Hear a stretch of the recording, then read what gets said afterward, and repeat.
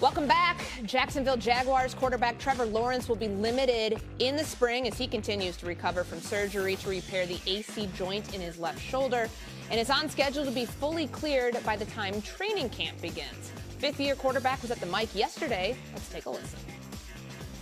I'm very optimistic I'll be perfectly good for the season, but as far as just right now, I think just kind of pacing ourselves as OTAs go and working myself up to where I'm in shape as far as throwing, and so just the amount of throws might be a little lighter to start and work our way up just until I get really fully back. But I imagine that, and then maybe just some handoff stuff will be a little limited. But besides that, I think that won't last too long. Courtney Cronin, Damian Woody, Mina Kimes here with you on First Take. Mina, is Trevor Lawrence the young quarterback under the most pressure to improve in 2025? Yeah, he was my pick, and he is young, by the way. He's only 25, so he's about a year older than Jayden Daniels. But he's my choice for a couple of reasons, one of which is my belief in his ability. I mean, we're only 2 years removed from Trevor Lawrence playing like a top 5 quarterback. But obviously he has had his ups and downs, some of which early in his career we could pin on the disastrous start he walked into with Urban Meyer. And some of it has also been related to injuries. But a lot of it is also his own inconsistent play. And I think you really saw that last season when he did start. We know what he's capable of, and thus I think there is more pressure on him to hit those highs. Right now, he's got, I think, a really good offensive-minded head coach in Liam Cohen. He's got an absolute stud #1 receiver in Brian Thomas Jr. So I think the situation he's going into this year is one that is optimized for his success. But he's got to live up to that $55 million a year contract, and I think he does, so that in the future, if they want to restructure it and lock him in, they need to have conviction in him living up to the contract, his earlier play, and then, of course, that first overall draft pick that he was taken with. Yeah, I mean, you know, you're right. He has some big shoes. He got to step it up big time. I'm going to stay in the same division. I'm going to go with Anthony Richardson. Here's a guy that, you know, was a #4 overall pick back in 2023. All the physical tools that you would want at the quarterback position. And we know that coming into this year, we know that there's going to be a quarterback battle between him and Daniel Jones. Okay, and we saw from this young man that the fact that you've seen an incident where he literally took himself out of the game. Sure. Which is not good. We've seen him off injured all the time.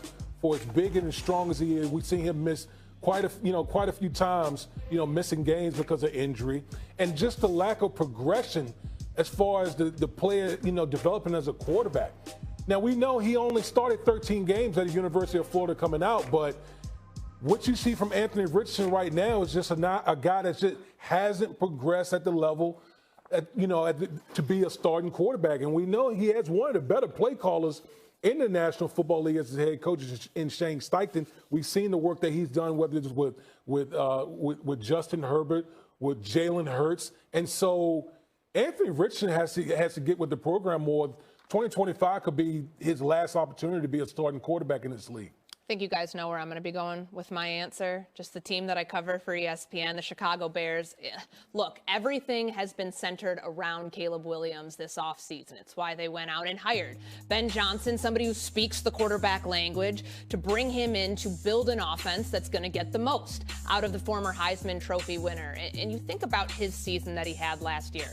A lot of good, a lot of not so good. We talked to him the other day, and one question I had for Caleb was about how is Ben Johnson already pushing you out of your comfort zone? And he brought up this example that day 2 of the offseason program, Johnson flings the door open into the quarterback room and starts quizzing these guys on what they learned the previous day. That's what he needs. That's the challenge that he needs to get to the level that the Bears clearly thought he could get to and still believe he can get to. That's why he drafted him #1 overall. But like the discrepancy for him last year, 5th most passing yards in franchise history in a single season, and the 31st QBR. So there's a big gap that I think he's got to make up this year. And with a lot of weapons around him, a revamped offensive line, Mina, I know you've been high on the Bears for their free agency decisions there, should put him in position to succeed, but he's got a lot to prove because, as we know, with these young quarterbacks, teams want an answer after year 2 more times than not. All right, we're going to leave that there for now. Now it's time for some UFC.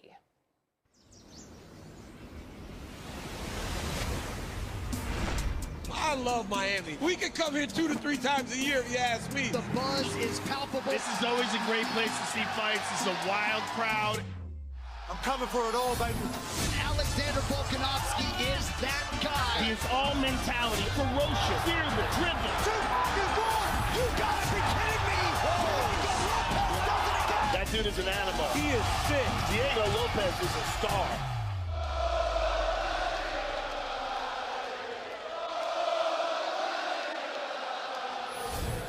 I'm here to say Hobart. I'm the new cash cow. The Paddy Party goes to the next level. Statement made. It's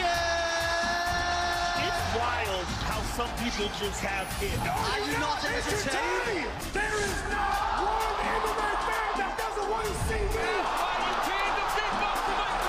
See you at the top. This main card is going to be nuts.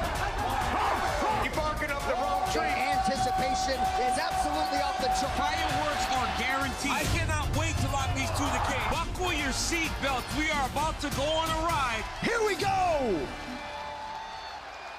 It's going to be a fun one in South Beach. UFC 314. Let's bring in special ESPN UFC analyst Dustin Poirier to preview the fights. We're going to start here, Dustin, with the co-main event. This is a fight in your division. You know this well. You've been in the octagon with Michael Chandler and Paddy Pimblett, and he's becoming a fan favorite in UFC. What should we expect from this matchup? This is going to be a very, very fast-paced fight. It's to me personally, it's kind of like a changing of the guard.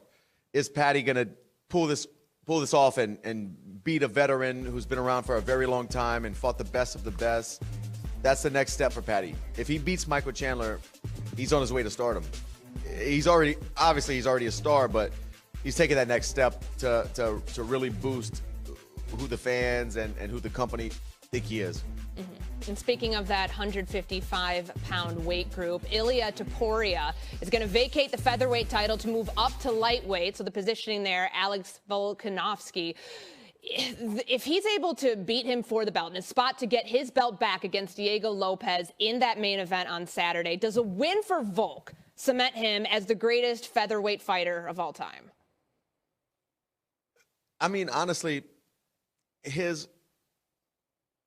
track record, he's already the greatest featherweight of all time. I mean, what happens on Saturday night is part of his legacy, of course, but what he's done, his body of work is second to none, you know, first to none.